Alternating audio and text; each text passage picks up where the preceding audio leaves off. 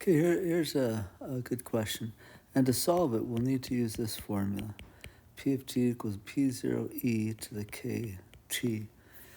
So after how long will it take the population to double? So that means if you say start with 10, you're going to wind up with 20, right? This is the end, this is the start. E to the k is the annual growth rate, so 0.073 times time, and we're solving for time. So we'll divide both sides by 10. 2 is equal to e to the 0.073 t. Change to log form. Log base e of 2 is equal to 0.073 t. And then log base e is the same thing as ln of 2. And then we'll divide both sides by 0.073.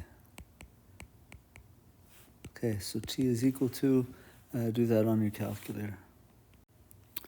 And there we go. Ln of 2 divided by 0.073 comes out to 9.495, so we'll call it 9.5.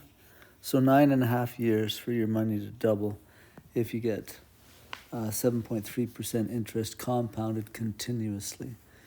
Again, the question, I guess they don't say that, but I'm going to assume that its annual growth rate is 7.3 compounded continuously, and it's a population.